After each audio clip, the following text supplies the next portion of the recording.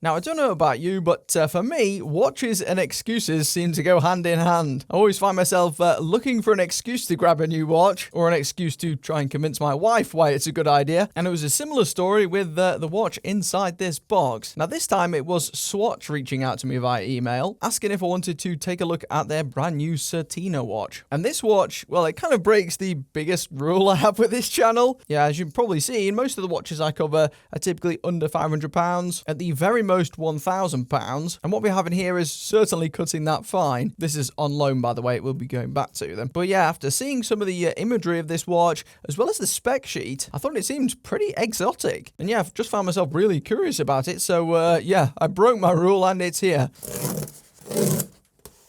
Oh, well, and that's my address.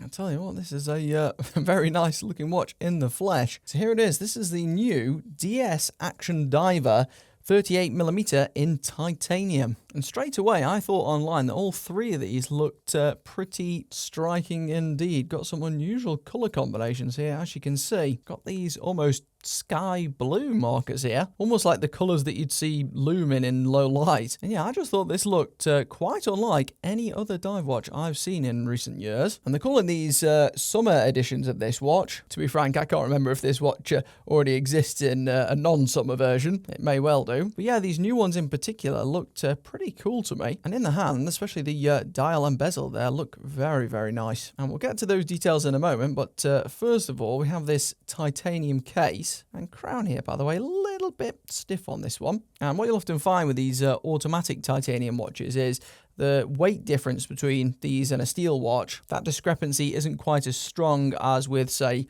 quartz watches, because with quartz watches the movements are generally much lighter, so you feel the weight difference quite a bit more, whereas with these, because they've got automatic movements inside, the weights are a little bit more similar, but it's definitely still towards the lighter end of things. You can particularly feel that with this bracelet. This is surely a titanium bracelet too. It still has that gunmetal like finish, not the darkest I've seen though, and this is grade 2 titanium according to this press release I can see here, and it certainly does look compact too. 38mm they're saying here, but maybe looks a little bit smaller than that in person. I'll get the calipers on it in a moment. And I do really like the look of this. It looks kind of understated, surprisingly, despite the bright colours. Wasn't expecting to say that. I think some of that's this bezel. I think that might be the highlight of this watch. As for the case here, it's still got a pretty simplistic, rather predictable shape to it, as you can see, just has the blasting all over. And this packaging, by the way, I'm not 100% sure if this is the retail package, and I suspect that this is actually just sample packaging, because I doubt they'd leave a watch quite so loose inside here, even if it is quite scratch resistant. Bracelet does feel pretty good. It's got exactly the same finishing as the case on this one, with a clasp here that is a milled titanium clasp. Yeah, it's titanium all the way through. Got quite a nice satisfying click, it seems. And it's also got 3 micro adjustments, which is good. No special glide lock or micro adjustable mechanism here, you know, the tool freestyle one, sadly, but I still think that's probably more than enough for most users. And you do also have a couple of small links here as well. Case back here does feel quite substantial, even if it is rather flat. Not sure, actually, if this is steel or titanium, to be honest. It certainly looks more like stainless steel with that shiny finish to it, but it's also pretty warm to the touch, so that could be either. But this gives you one of the big specifications on this watch. They've got an one-upped many of the more budget dive watches with 300 meters of water resistance on this one. And because it says diver's watch 300 meters, I'm assuming that means it's ISO rated too. Yeah, it says here it does have that ISO rating with it. So yeah, I'll have no aquatic troubles with this watch. Got that screw down crown like I mentioned before. And the movement under the hood is the Powermatic 80, which some people really like, other people aren't such a fan of it. Does have that really long power reserve, which is good. And you may notice here the beat rate on this isn't the absolute smoothest, but it is automatic and certainly easy to use. You can afford to leave this in a cupboard for a couple of days. Still recovering from my super glue incident, sorry about this. And my main thoughts with this one are that it just looks very, very clean indeed. Now you can also get this watch in a rather significantly cheaper steel variant, as well as an even cheaper quartz variant again. But none of those so far have released with a dial quite like this one. Also says here that this has got a domed crystal on it. Does it really? I'm going to have a look at this off camera because, to be honest, I can't quite tell there. Yeah, so it is domed, I think. It's probably the most subtle dome I've ever seen, though. You certainly would not notice it in the flesh, but From some of these angles, you can just tell by the reflections that it must be domed, and that is a domed piece of sapphire. Now, this is one of the better pieces of sapphire that I've come across. It's a little bit reflective, so you can see there some of the features on my ceiling rather clearly, but at the same time, it is actually not all that hazy compared to some of the budget crystals I've looked at recently. You know, on most angles here, you can see through to the dial even with those pieces of reflection, because reflectiveness and haziness aren't quite the same thing with these crystals. They say here it's got an anti-reflective coating on one side, and I speculate that's probably on the inside because there's no obvious color cast here. But yeah, crystal's probably just about good enough. Does look better than it did in the images. That was one of my things to look out for from the product images. I was a little concerned it looked quite hazy in them, but not quite so much in person. And the bezel, I can't believe I haven't had to go the bezel yet. And bezel's fine on that. Nothing spectacular, but it's got enough grip. Not really any backplay on that either, which is good. But the noise on this doesn't blow me away. It's actually one of the quieter bezels.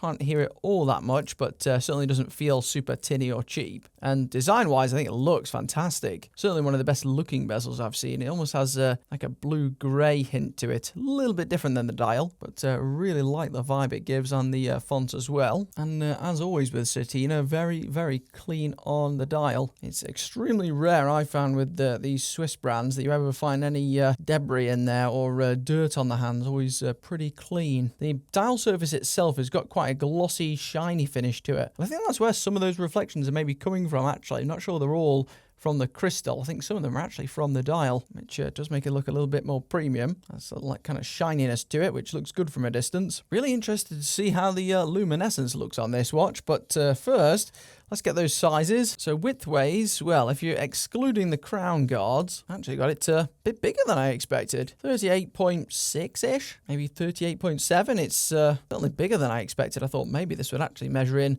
at under 38 mil, because it does look quite compact. So let's check those other measurements. Look to lug, yeah, it is comparatively short there, 44.9. Maybe that explains some of it. And this watch is pretty skinny too. So with that ever so slightly domed crystal, 13.05. And as you can see, certainly looks thinner than that. Definitely thinner than some of the budget dive watches I covered recently. With a lug width, by the way, I think is 19 millimeters. So that may mess you up if you're going for third-party straps. But it does look a perfectly proportional match to the case. And wow, you can really feel the difference on wrist more than in hand, I would say. Because on wrist, this thing really feels like nothing. Almost disappears there for sure. And what's also surprising is how big this thing looks on camera. Because in person, it does look a little bit smaller than this. I've got a 6¼ inch wrist here, by the way. So I've got a pretty small arm. And those male end links there on the bracelet are maybe pushing the boundaries a little bit for me. Just has that tiny bit of overhang. If this had female end links instead, I reckon I'd have no problems though, because in person this certainly looks smaller. Some of it is the focal length of the camera, believe it or not. You'll see here when I zoom in a lot, it looks like it fits a little bit better. And that bezel, by the way, I forgot to say it is a ceramic bezel, which is part of the reason it looks decent. Now, as for the rule I've broken, how much did I break my rule here? Well, it is under £1,000, which is the price ceiling in my about section, but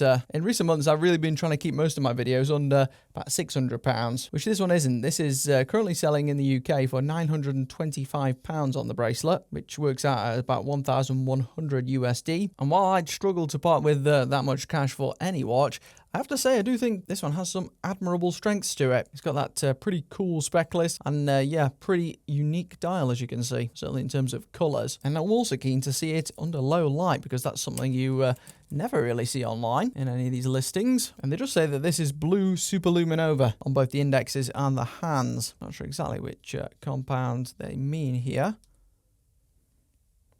Yeah, that is pretty decent performance for sure. And like I mentioned earlier, the blue colour here is near identical to how it looks in the daylight. It's pretty bright in this room, so hard to see the full effect. I am working on that for future videos. We'll do a quick crystal check, just to make sure it's sapphire. I'm not sure why a company like Certina would lie, but everyone loves a bit of gem tester action. So what we're looking for here is for that needle to travel all the way into that section that says sapphire on it. Pretty simple. And if it does, we know we're going to have those really good scratch resistance properties.